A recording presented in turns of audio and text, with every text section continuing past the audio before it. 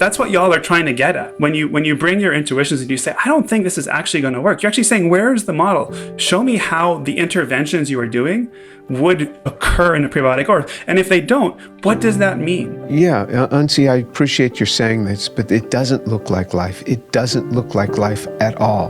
What they've got, it doesn't look like life. And you say, well, you can't wait around 1 billion years. If you wait around 1 extra hour, it goes to garbage. Okay, well, I'm here with 3 friends that you've met before, Royal, Rob, and Onsi, and we're going to start a conversation. So this is under the Science and Faith podcast, and for right now, we're just calling it Science and Faith Conversations, just conversations. I don't know what we're going to really call this discussion. Maybe it'll end up as conversations. Maybe we'll think up another name. We've kicked around about 100 names, and it was not satisfying to more than one of us at any one moment. So that's kind of where we are.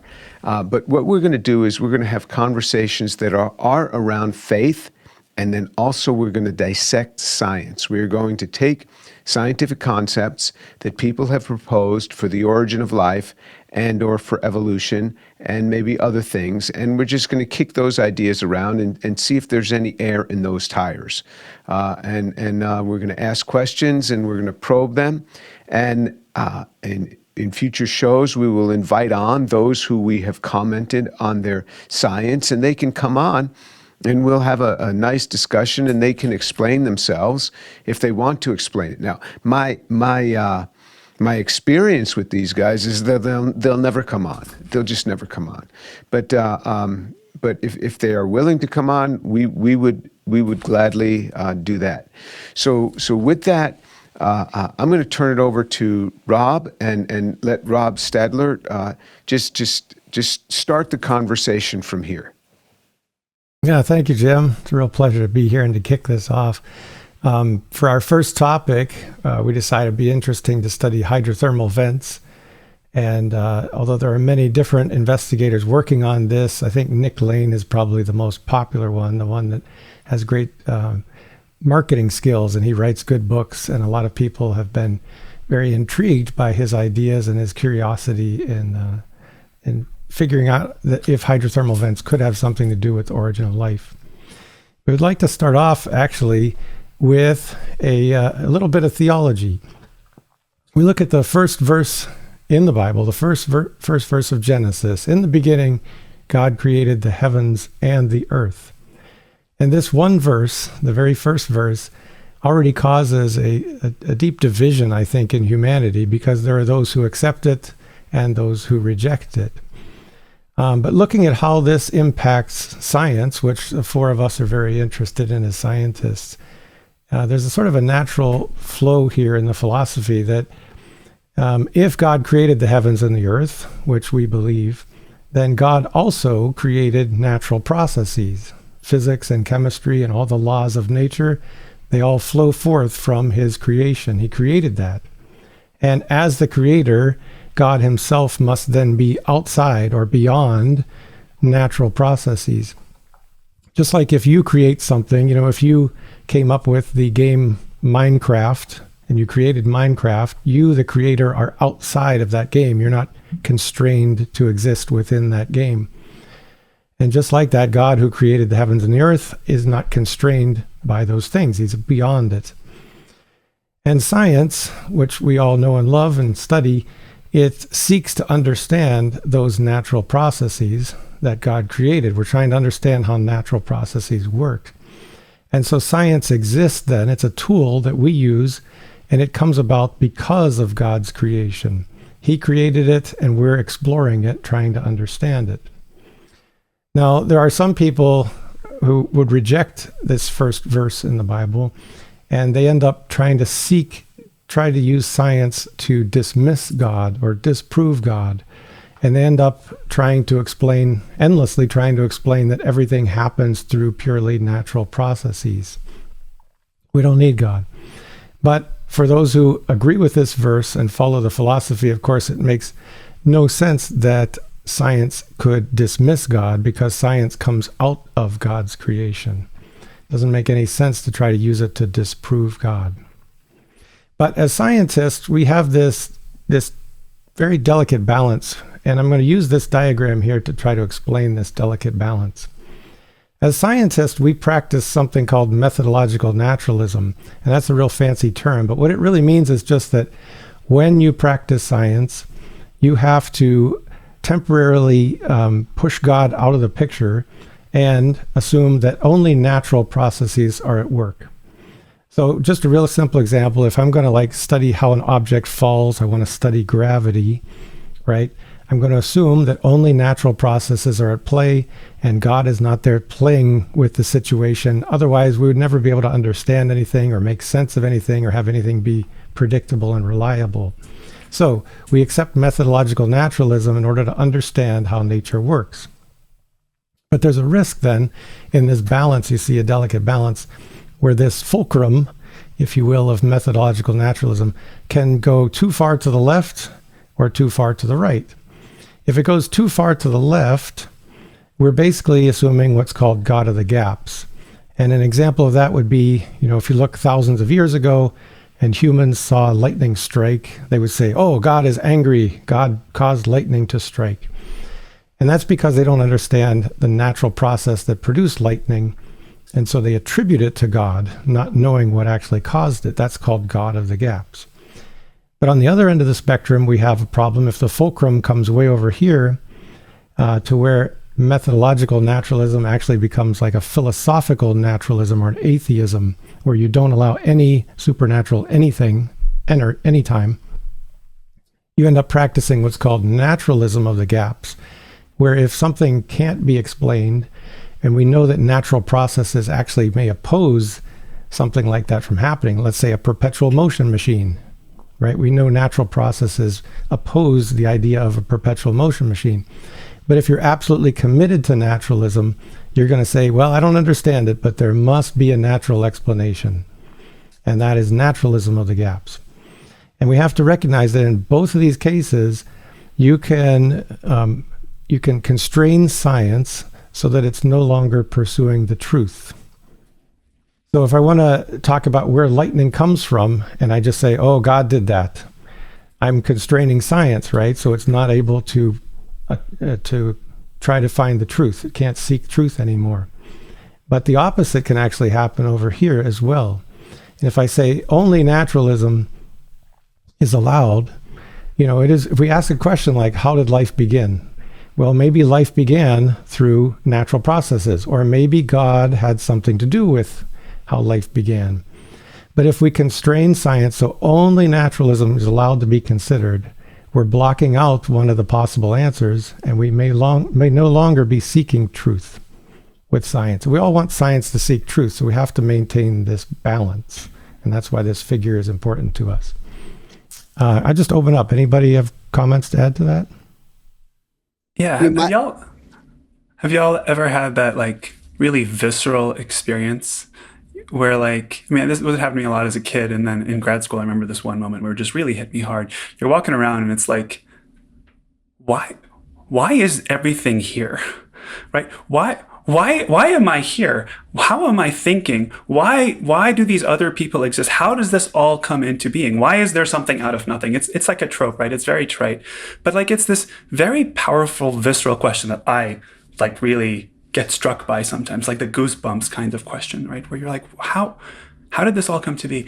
And when I see that first verse of Genesis, I think my key takeaway, right, is that there's a sense that there is some intention here, that there's a before, and then there's a decision, and then there's an after, right? That there is an act of creating, and that at the root of that why question, that stands as this ancient answer that we, receive through this text. And I think, Rob, to your point, if there's any reality to that, right? If there is a reality to the possibility that God acted to create, then if science takes that reality off the table from the get-go, then it will not be able to access that kind of reality and discern and bring its tools to bear to explore it, right? And so I agree. I like how you framed it. Natural in the gaps makes a lot of sense to me. And to me, though, it all comes back to that really deep question of how is this all here? right? Where did it come from? Yeah. Absolutely. Well, you were going to say something. Yeah, I had the imagery of a soccer ball, you know. You want to explain why a soccer ball is heading towards the goalpost. Yeah, there's a natural aspect to that. You know, there's momentum. You can explain a lot of things naturally. But somebody had the intention to score a goal and aimed and set things in place. So you've got both aspects.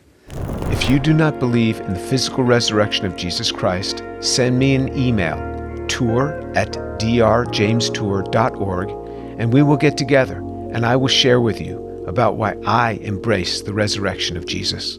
Yeah, this is of course gets back to worldview, and it's interesting. Those who accuse us of pulling in things of God are themselves excluding anything of the supernatural, and they keep bumping up against these things, and so you see them go through all these contortions where they say, boy, this looks designed, but it's really not. It looks designed, but it's not.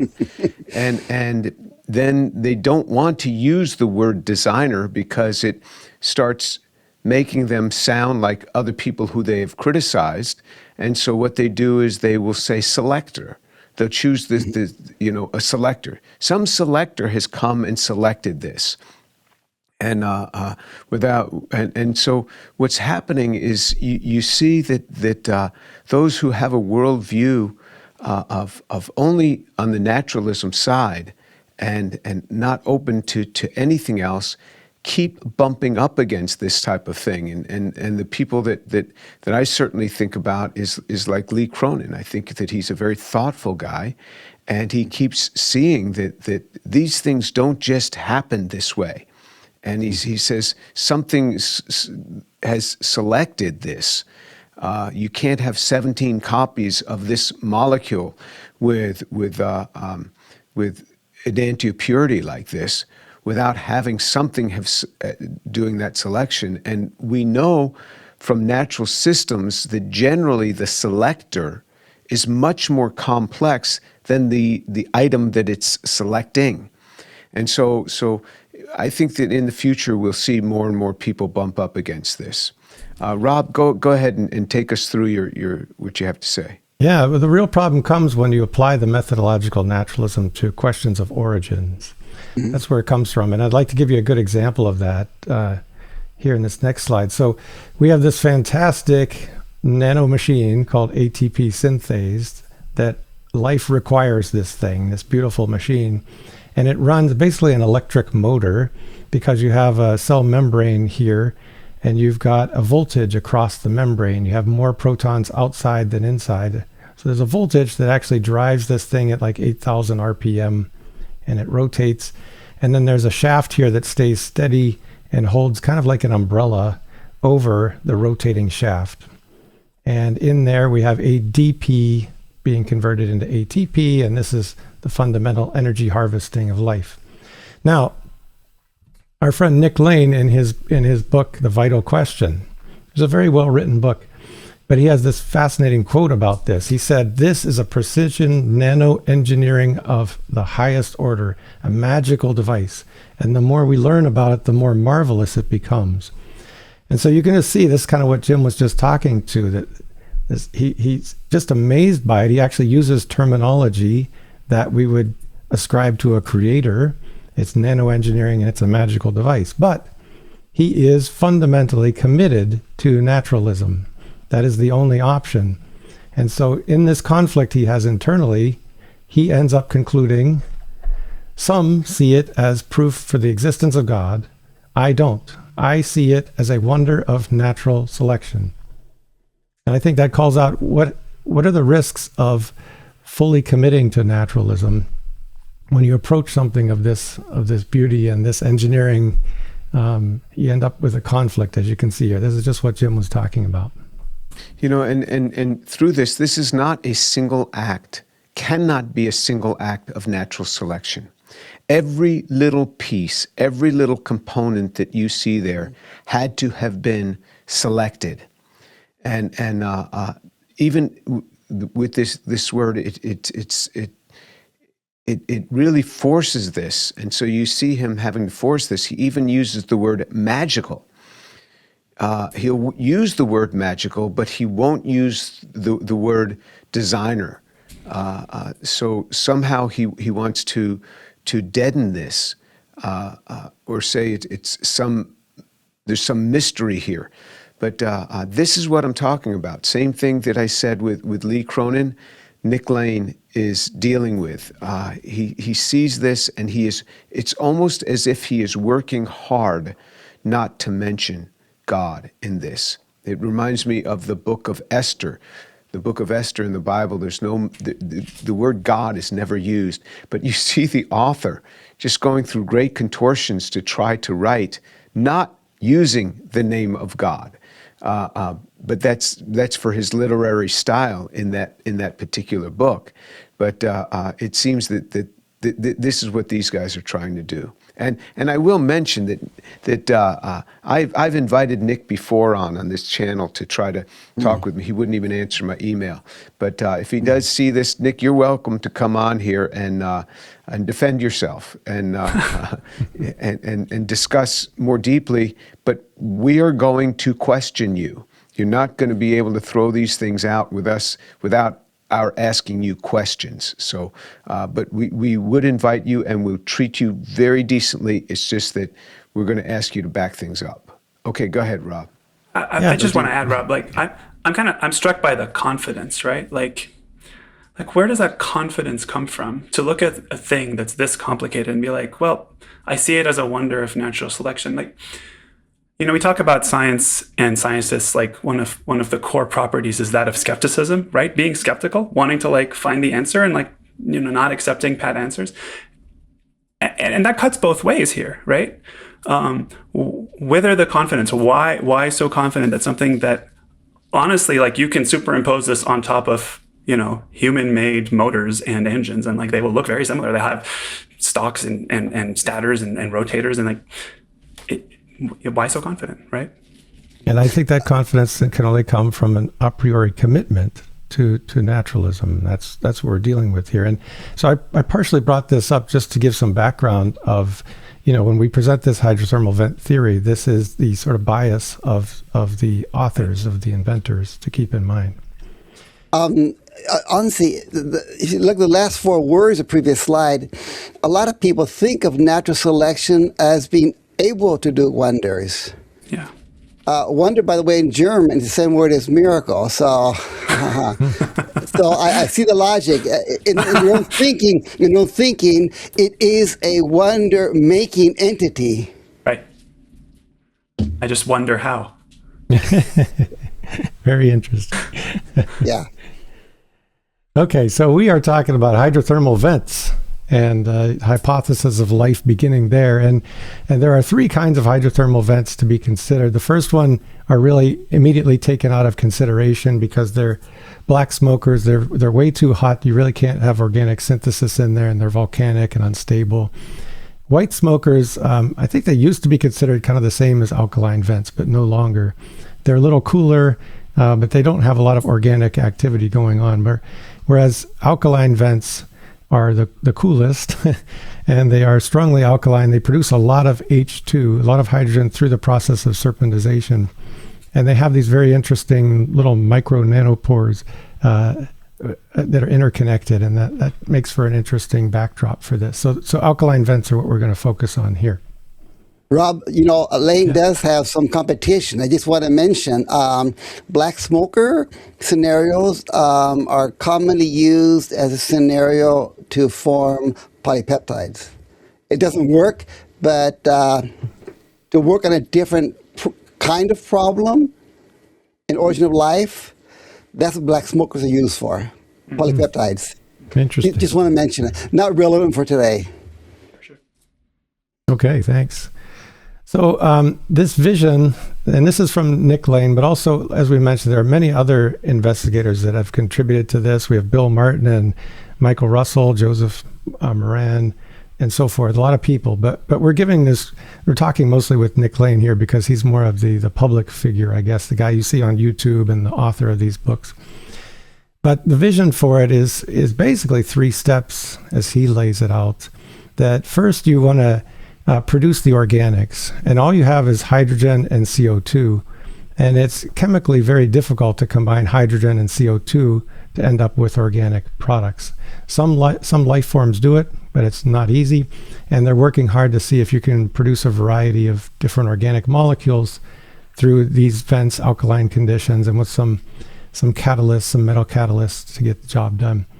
And then the second step, within those micropores in the vent, he envisions that you have lipids being produced, and the lipids form a lipid bilayer, and you start to have something that you could call a protocell.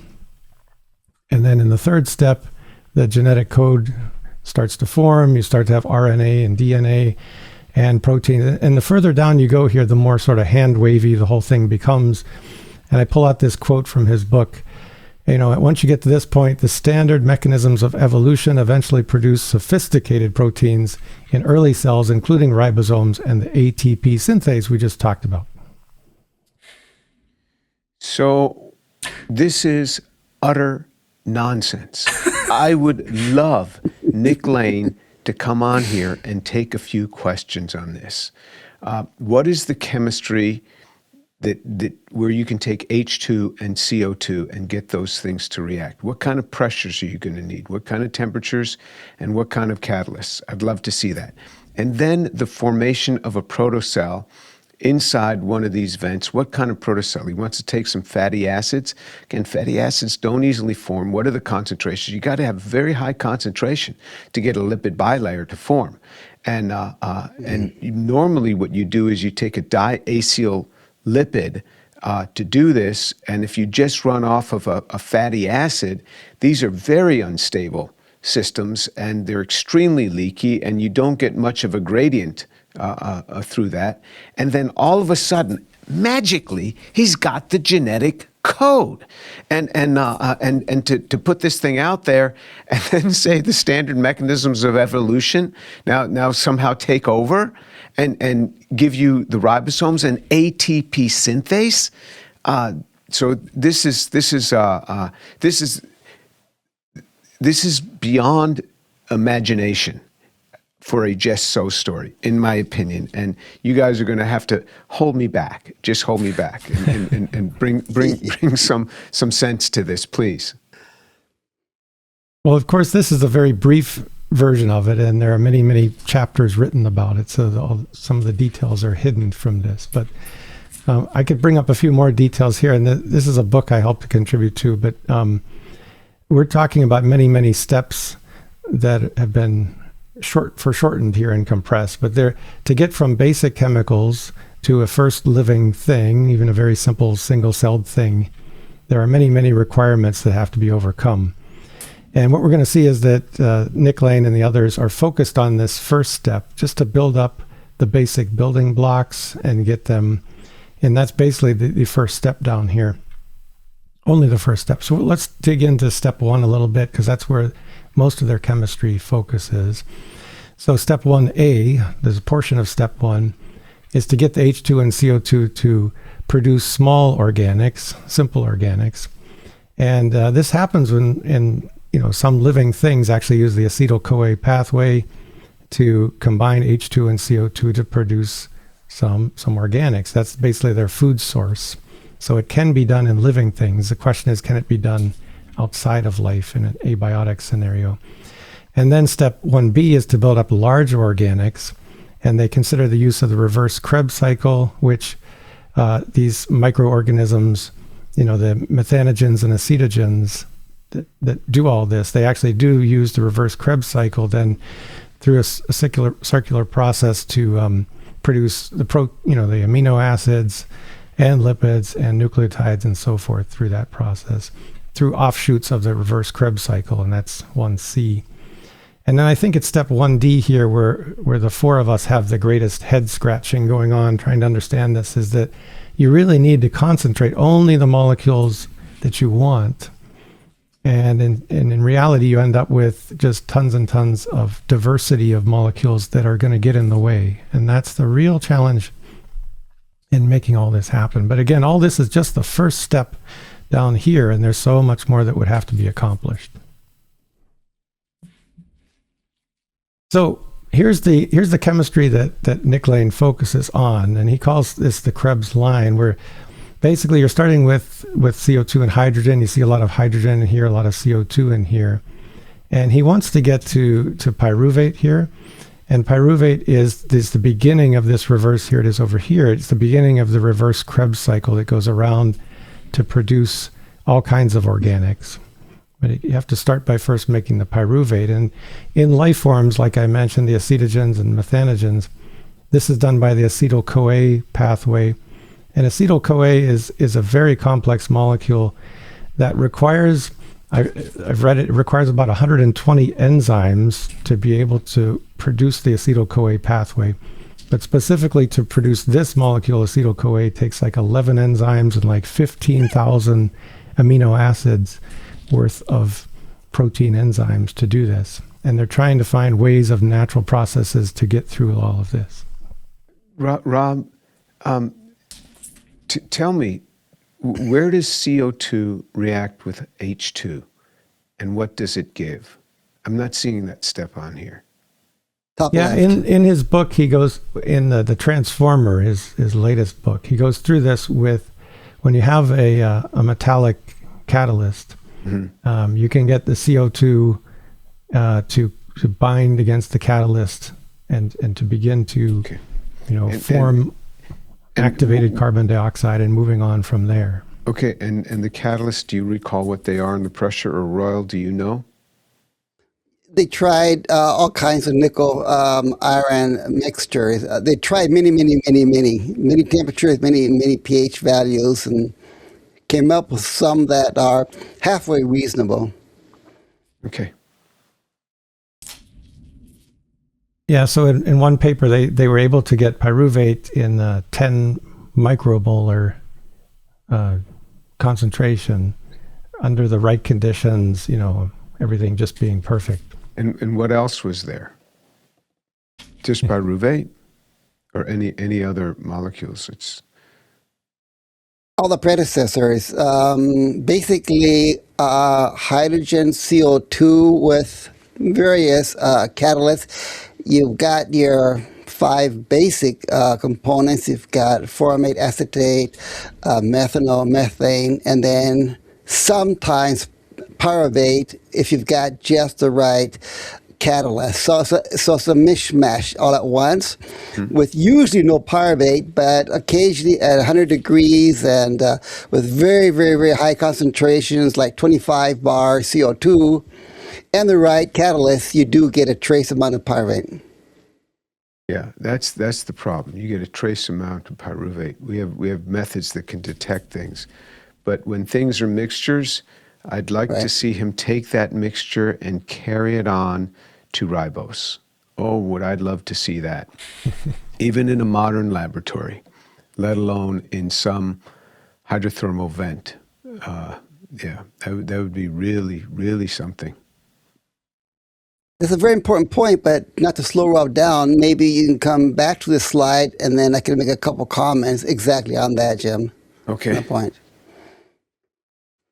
Yeah, and just to bring up the quote down here, this is from Joseph Moran, who's one of the team members in this effort. And, they're seeking to have all this happen through abiotic conditions. And sometimes some candidness comes out like this quote. So I appreciate this from them. They said, the vast majority of the reactions and metabolism seemed easy enough that they can actually happen without enzymes. But at the same time, we have to be realistic and say that we have not identified any conditions that allow the entire metabolism to emerge. We find conditions that allow little stretches of it to happen here and specific reactions there. And Nick Lane said they happen under different conditions. You can't get these things all to happen under the same conditions. Which seems important. Very important. Very important observation. So, Royal, you've looked into this in more detail, studying their papers, have you? Yeah. Okay, all right. Yeah. Like I said, those are it's an incredibly useful and powerful slide. There's so much there. I suggest coming back to it for a couple comments so we don't slow down the overview, Rob. Okay, all right. Go ahead, Rob. Okay, so let's go where, the four of us have chatted about this for a while, and these are, to try to keep it simple for our viewers, that these are the kind of the take-home messages of what we consider to be the top challenges in this overall vision here. And we start off with the big challenge of mass transfer problem, that if in life is very efficient in taking reactants, driving into products, and you get what you need, and you don't get a whole bunch of other stuff. If each step along the way you only have 1% yield, then out of 10 reactions, you end up with almost nothing at the end of those 10 reactions. So we ponder where did the ammonia come from? The pyruvate we just talked about is produced in very small concentration, but also under very high concentrations of CO2. So what would that look like under more realistic conditions? And then this, I think, is the main bullet for number one, is how do you maintain yield when you have reaction after reaction? Any comments on this one? Yeah, mass transfer is always the problem. How do you start with a little bit and go all the way to life? You've got to somehow get all the way to life. You're going to run out of starting material at some point, and now you've got to go back. So you've got to do it again and again and again to bring up starting material. So this can't be a one-off type of thing. These things are going to have to be blowing this out in large amounts to be able to ever think about this. And then the mixtures, you can't do organic chemistry on mixtures because Right. the byproducts are compounding, and so they will always purify them, and it becomes a mess, I guess, which moves into your point number two, actually.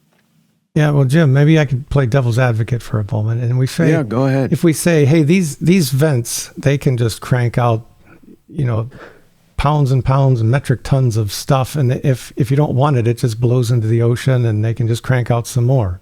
So how is that not the solution to a mass transfer problem? Yeah, because now you've got to go on to the second step, and you've got to go on to the third step. So then you've got to take that compound goes from A to B, B to C, and now you got to get C to D. You have to get these thousands and thousands of these, and now the concentration is going to have to be higher than the water in your ocean to be able to get these things to react. And Royal has worked out these concentration problems because he does this for a living in industry to talk about how fast can these things go, and you see you become way too dilute. So unless you're going to get higher than the concentration of water. And so our second big challenge then is kind of related, but how do you tame the combinatorial explosion? Because as organic molecules become more and more complex, there becomes so many different isomers, so many different molecules. Combinatorial explosion literally is kind of an explosion where you have, trillions upon trillions of opportunities and different molecules, but life is extremely selective and only uses basically what turns out to be 0% of the infinite number of molecules you can produce. So how are you going to keep only the stuff you want and get rid of the stuff you don't need? Big problem. And he draws ribose. How convenient. But ribose has open forms and closed forms and several different isomeric forms, and it's a nightmare. And under the same reaction conditions that he used to make the ribose, other reactions are going to be occurring. So none of his products, none of the quote-unquote products are stable in themselves. They can go to many other products. So we'll get to that. Go ahead. You press on. Yeah, and we also point out that there's some relay synthesis going on when they show reactions that have been successful, is, as we've seen in the past, that they'll have some successful product, and then they kind of throw away that batch, start with 100% pure reagent that they want in order to take it to the next step. That's called relay synthesis. Yeah. And that, of course, can't happen in real life. Realistic. Yeah. And we note that life exists by very precise control over all these reactions. That's why it takes something like 120 enzymes to get through the acetyl-CoA pathway. It's very precise control over the thermodynamics, the kinetics, and regulatory process controlling what you produce. And if you do that in an abiotic world where it's just chaos, then something has to take place of that precision. And you can either say, oh, well, you just produce mounds and mounds of stuff, but it blows off into the ocean if you don't want it. Well, what then is the carefully selective filter that keeps only the stuff you want and gets rid of the stuff you don't want? I've heard this group use the term thermophoresis and say that that's kind of the answer. And this is a way of sorting molecules based on temperature gradients. But that's not going to do the filtering job you need here. You need to pick different isomers. You need to pick the one you want and get rid of all the rest. And they can't just hang out there. They're going to get in the way of the factory. You got to get them out and keep only the things you need. I don't see any kind of real opportunity for that kind of selectivity and filtering to go on here. Yeah, can I draw an analogy? I keep bumping into this analogy whenever. So I have this little kid's toy. All right. And a lot of this stuff, it's like we have all of these problems we need to solve. And, the Nick Lane's group, my sense is they've really, really focused on how do we generate the organics? How maybe we get to like a lipid membrane, right? They've spent a lot of time there, and like they found different contexts where they can solve them, and then they solve those problems, and look what happens, right? This other set of problems come up, and they're just suddenly much harder, right? So you've generated these things, and there's all of this complexity. Now, how do you manage to squeeze that, and then it pops out the other end? Like these constraints, they are in tension with each other, right? The capacity to generate lots and lots of organic molecules is one thing, but then organizing them, sequestering them, driving them with any degree of precision. Life's answers to these questions is through what looks like sophisticated engineering, right? What is doing that in the context of the event? How do you solve all of the problems at once without any of them squeezing out? I don't know. Yeah, that's a useful analogy. Thanks. I like that. Yeah. Because of you, millions of people have heard the gospel. If you confess with your mouth Jesus is Lord and believe in your heart that he's risen from the dead, and you will be saved. That's right. That's the requirement. We talk about science concepts which draw people in. Take these nanomachines and have them drill into cells. This would be a great way to kill cancer, right? We also talk about Jesus Christ, who's the best in everything. My faith in Jesus Christ means more to me than anything. If you could continue to give or give for the first time, we would certainly appreciate it. You can go to jesusandscience.org/donate. All U.S. donations are tax deductible. Thank you so much. As we mentioned, there are all these other required steps to life, like homochirality is not really mentioned. When you do polymerization, which they don't talk too much about, but you got to polymerize with very consistent linkage. Like RNA and DNA have to be the 3', 5' phosphodiester bond. Self-replication is something they didn't talk much about, but if you got to have self-replication in order to have any kind of natural selection come into play. If you're going to create ATP synthase from natural selection, first you got to show me how you can get self-replication, which no one has ever shown before. You got to have molecules that can repair. Things fall apart over time, and life can't exist without repair mechanisms. You need more than just a lipid bilayer. I've heard Nick Lane say that lipid bilayers are just like what we have in cellular membranes. Well, I've never seen a cellular membrane that's just a lipid bilayer. They're extremely complicated compared to a lipid bilayer. Lipid bilayers can't select what comes in and what goes out. And the outer side has to be different than the inner side to control this proton gradient. Right, it has to be asymmetric, and nobody even knows how to make an asymmetric lipid bilayer. Yeah, we don't even know how to do that in our modern laboratory. You can't do that. Yeah. And of course, everything needs to be regulated, carefully regulated, and you have the genetic code developing, and then how does information accumulate? Where does the information come from? And then just to wrap this up, even if all that were to happen, and you have something in the hydrothermal vent, eventually you need life, outside of the hydrothermal vent, and you have sort of an umbilical cord here where the energy is free inside the vent. Outside, you have a really difficult life out there because you're the first living thing in a big empty world. And that's what we call an autotroph, something that lives completely on its own with, it finds its own food sources and so forth. And that's pretty hard to find. There is this one bacteria that I find really interesting, and it's called, I have to pull it up here, it's called Desulfuridis doxviator.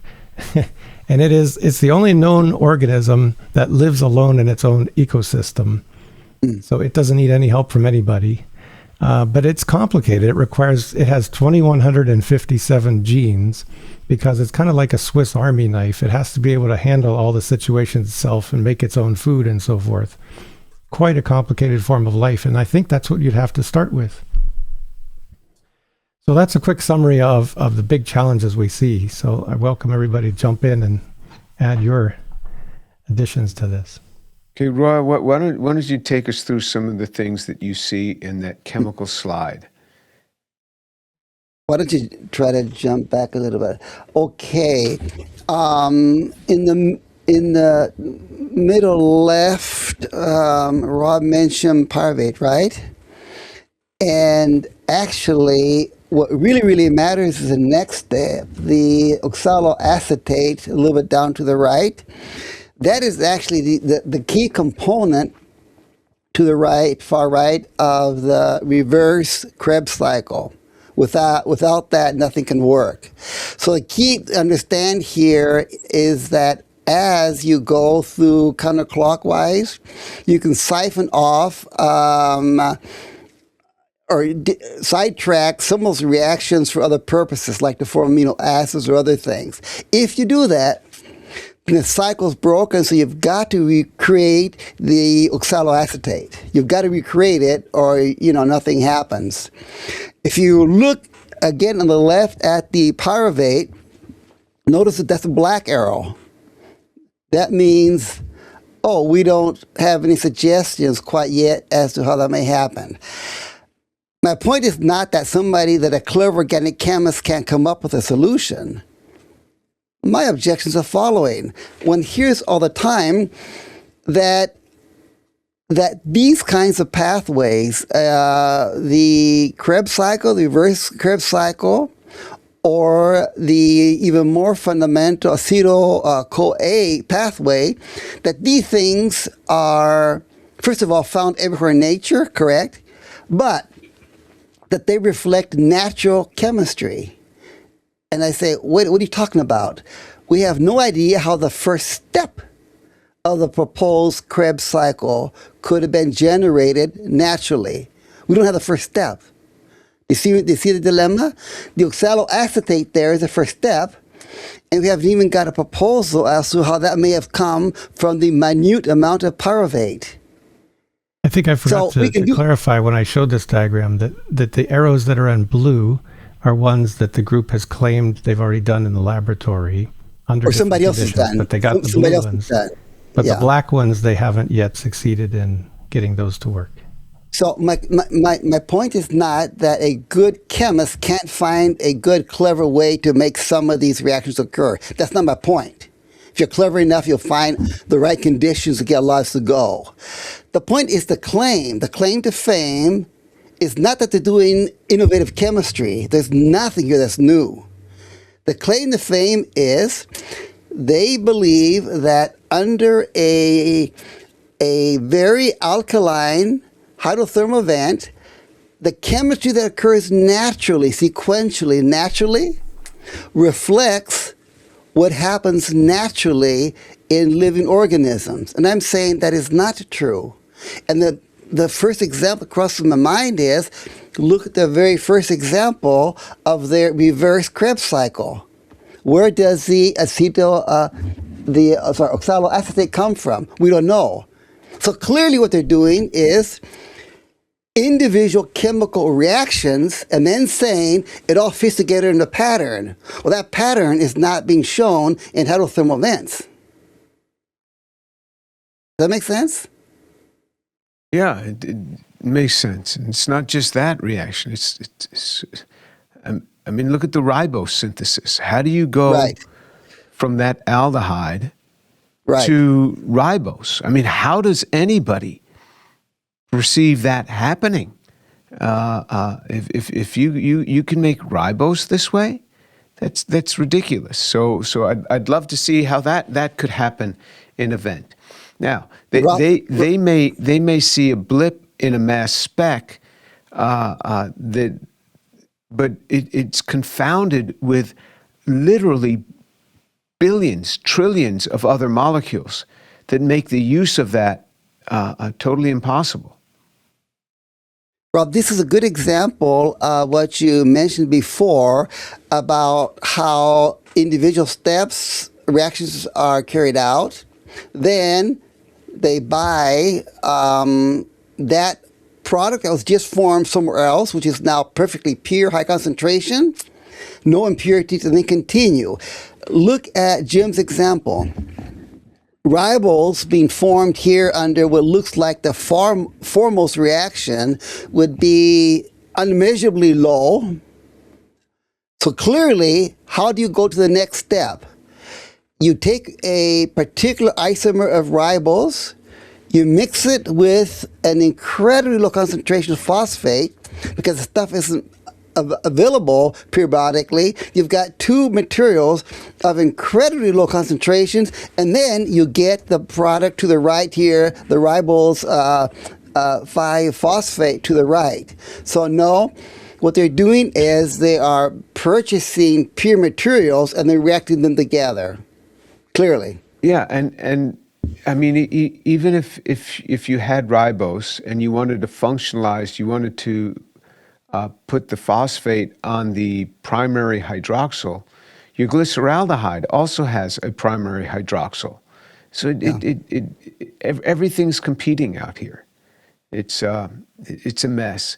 And you know, maybe the problem is that Nick Lane is a biochemist. He's never done organic chemistry, so he doesn't realize what molecules don't do. Or maybe he knows and he's just in a state of denial. I mean, I'd love for him to come on and not just ignore this. I mean, he's got to somehow explain it, how he envisions this going. How does he even enact this in his own mind? You would think that he gives these talks. I've seen him give these talks, and he hand waves right through this thing. But how does he see this happening even in his own mind? It's very difficult. So he either he doesn't see it and he says that it could be done, or he sees it and he's in a state of denial. This is really silly. I can bring in the parallel here that, you know, from like the Miller-Urey experiment, we know that organics can be produced through natural processes, and that can also be found in meteorites. You can find organics out in outer space. You can find organics on asteroids.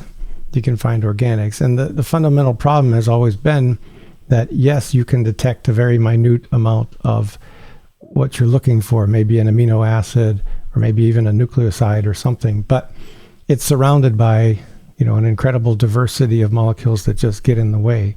So I can ask the chemist here, how would this be any different than those, you know, is it just repeating Miller-Urey and the asteroids and the, you know, meteorites?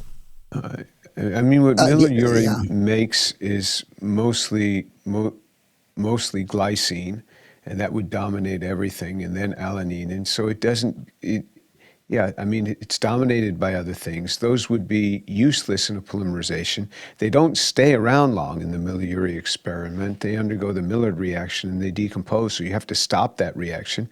Yes, you can find these on meteorites, but I don't think you find a nucleoside that would ever be useful for anything.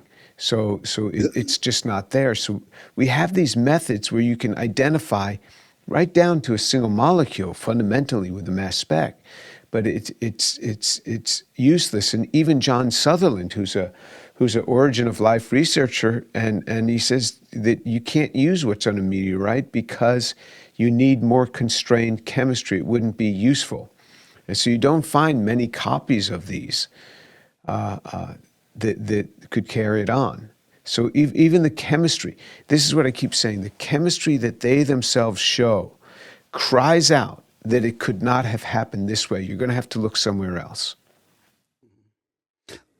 Rob, to answer your question, Miller experiment or these experiments, it all depends on your starting materials, right? You have, whatever you want to start out with. You pick the conditions, and then the key is you cleverly guide the steps in the direction you want. That's what you're doing, and chemists knows how to do this. To illustrate, if you look at the pretty much all of the molecules in the top left, okay, these were actually done by Dr. Prima. These are all done in reactors at high temperature, most are about 100 degrees. Very, very high concentration CO2 and hydrogen. Then the key is they experimented with all kinds of catalysts.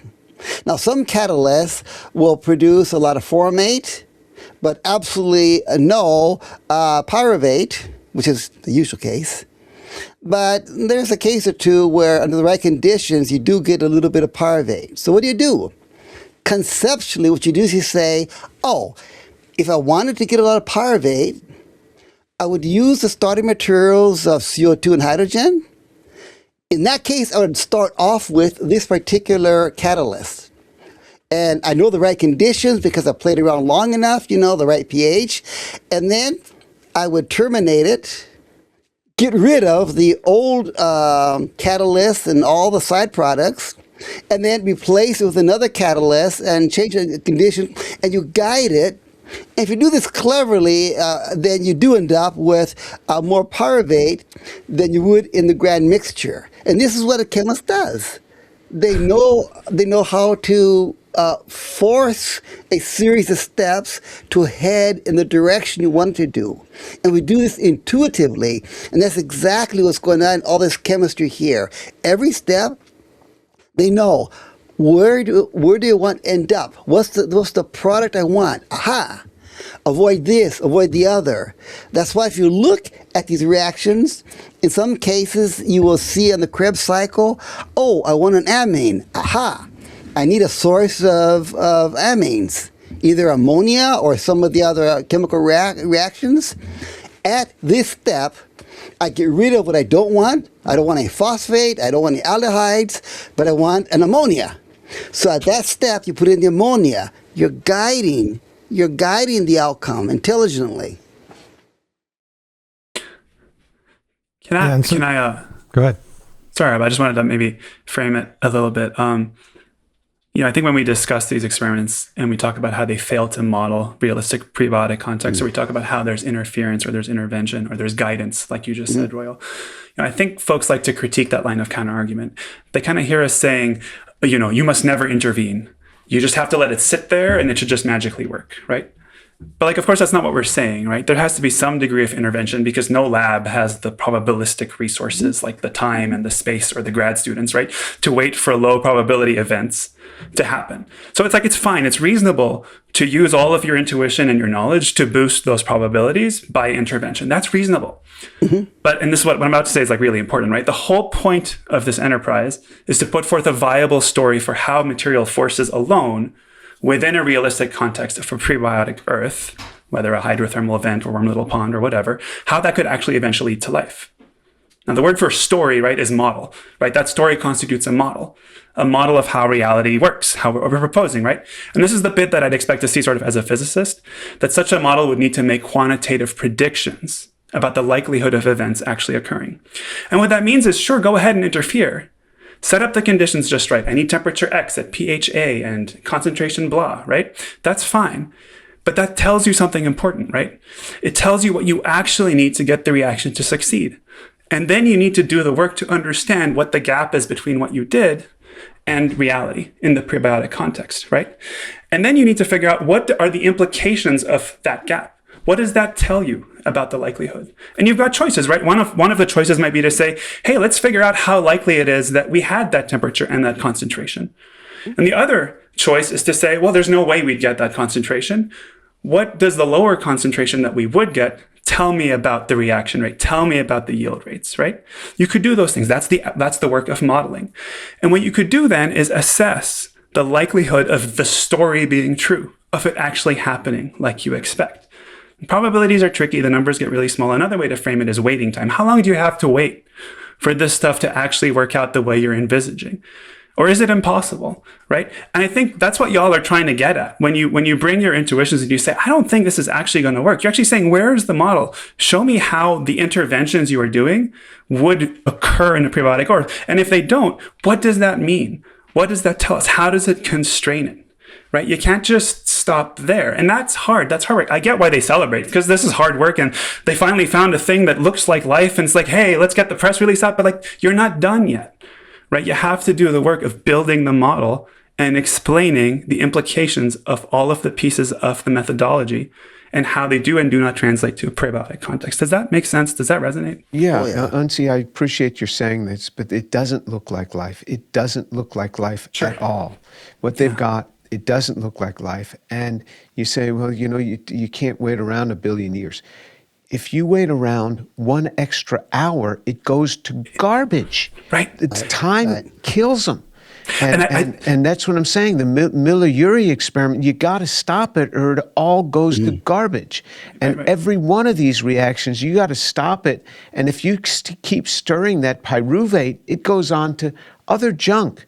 So they're fighting something of time. And we can't just, time is actually the enemy. What you got to do is find a way that these reactions can go to a certain place and then something has to stop it. Yeah.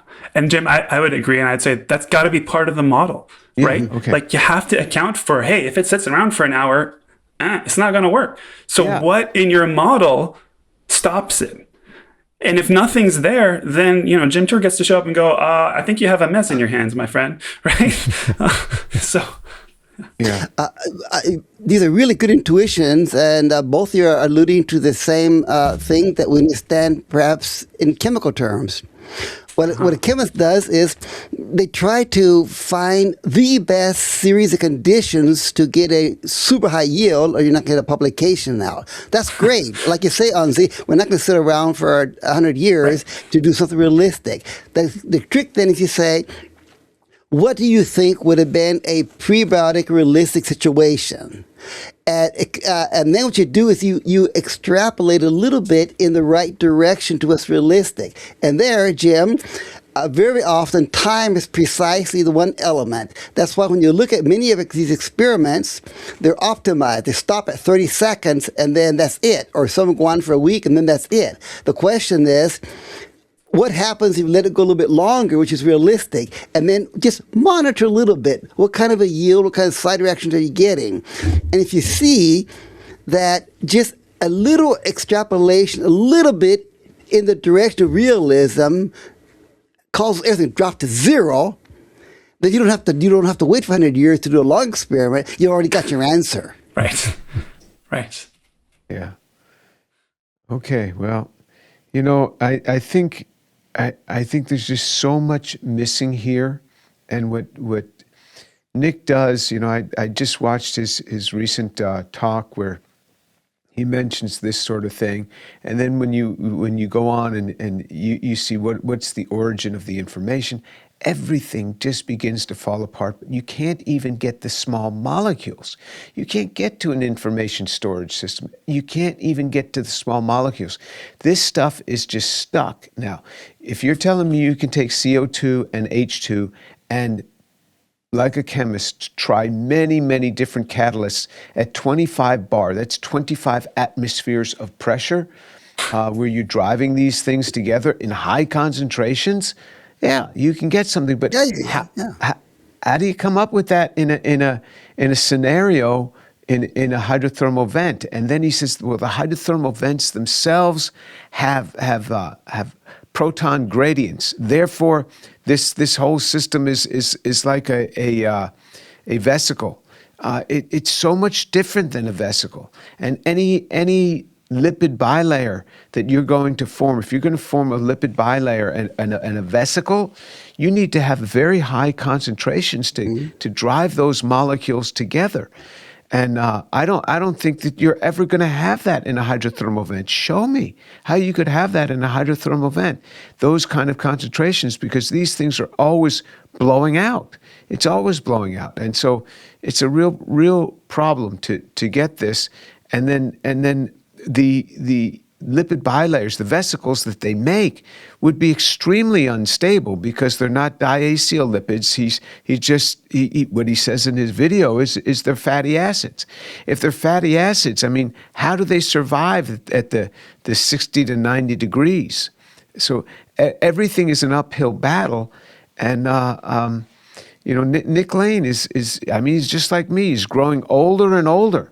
And he's going to die too. They're not going to get any closer with this. At this rate, they're not getting any closer. They're just coming up with more just so stories that end up biting the dust. And he's even bringing in now chiral-induced spin selectivity. How do you have any chiral-induced spin selectivity when you have no control over the enantiomer selection that has to take place on the building blocks of the building blocks? How do you control chiral-induced spin selectivity? How do you have that when you can't polymerize any of these things because the thermodynamics are against you, because all the free energies are positive, as Royal has done in several videos that I've done with him already. So I just think it gets harder for them every year. I don't hate it. I mean, that's the fact. I mean, this stuff is a bunch of nonsense, and I have to keep pointing it out. I'll keep pointing it out. But you would think that these guys would say, whoa, Tour, you're just so wrong. Let me come on the channel. Let's have a discussion. But they will not do it. So the silence is deafening. They're coming with no answer is an answer in itself that they have no answer. But if not, invite them on. Or how about Joseph Moran? If Nick Lane won't come on, maybe this person who wrote that sentence, Joseph Moran. You can tell me what you've got. You can tell me how you envision these moving toward life. Tell me about ribose. How are you going to make ribose? Describe that reaction to me. That'd be wonderful. Just take me through that one step. So. I think if you model this, if your models are accurate, you're going to find out that molecules don't like to come together like this. I'll give each of you a last word here because we're going to have to give poor Nick Lane a breather and probably move on to our next topic at some moment. But I'll give each of you a last word here. I hope I'll allow each of you to have the last word without interrupting you. Well, my last word would be that, you see all these challenges here and all that we've discussed, and it reminds me of one of my favorite papers on the origin of life, which is up here. It's called the RNA world hypothesis is the worst theory of the early evolution of life, except for all the others. And I think today we've shown that hydrothermal vents would be one of all the others here, which is not as successful as it is portrayed to be. Royal, you have anything Pass to it say? over to, yeah.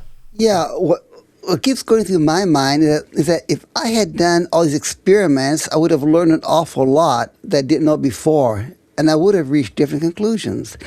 Nick Lane has written a lot of things. He has realized that, for example, your purines are just impossible to form under these kinds of conditions. He admits it freely. I'm sure he did not know that many years ago, but now he knows these things. So if you haven't got purines, which includes ATP, you've got no RNA, you've got no acetyl-CoA enzyme, you've got no DNA, you've got virtually nothing. So he now knows these things. So it would seem to me that after these people have learned so much about how life works and what is necessary, what doesn't work, I'm really surprised that they don't reach the obvious conclusion. Very strange for me. Onsi? I think I'd say I've enjoyed reading this stuff and learning it along, maybe not along with you all. I think I'm relatively new to the origin of life space specifically, and I've enjoyed learning about it. Trying to understand the insight that Nick Lane has brought, his sort of aha moment around thinking about the phylogeny of early bacteria and how they point to something like an alkaline vent. I empathize with that makes sense to me how he got there. And, he's worked really hard to try and get 1A, 1B. But then there's just so much more to do. and there's so much more complexity to wrangle. I'm impressed, but also I'm like, we're nowhere near. We're just nowhere near capturing what life is. We're so far away. So. Okay, so you're very gracious. You give him an A for effort. I give him an A for creativity and coming up with just so stories. and I guess that's where we're going to have to end. And I hope he comes on and discusses this with us. But I have a feeling that it's just going to be us four, that generally these guys aren't going to come on. But in any case, this is our first conversation. So this is the Science and Faith conversation. Again, we may change the name, but this is our conversation. The conversations will probably get different, get better. I think when Onsi does it, it's going to be a little bit more on the physics side because he's not a chemist, and Rob is a little more on the biological side than Royal and myself, and Royal is more on the modeling side than I am. I just go in the lab and try to build molecules, and you just get a feel for what molecules do and what they don't do, and they don't do what these guys are suggesting. They just don't. And molecules become like your friends. I mean, you understand what they do and what they don't do. But that's where we are, and we'll see how these conversations go, and see if we can start to dissect other papers. And when the Origin of Life community comes out with your papers, if they land on our desk and we take it up, we'll discuss that. And you see that we've got nice folks here that are going to speak nice things about it, and then others of us that might not say as nice things. Anyway, that's it, guys. God bless you, my brothers. The Lord be with you. And until next time, thank you for joining me today. If you could give us a like, share, or podcast review, we would appreciate it. If you have any questions, you could send them to ask@jesusandscience.org, and we'll try to answer some of those questions in an upcoming video. And if you do not believe in the physical resurrection of Jesus Christ, and you want to hear about why I believe, send me an email to tour@drjamestour.org, and we'll get together by Zoom, and I'll share with you why I embrace the resurrection of Jesus Christ.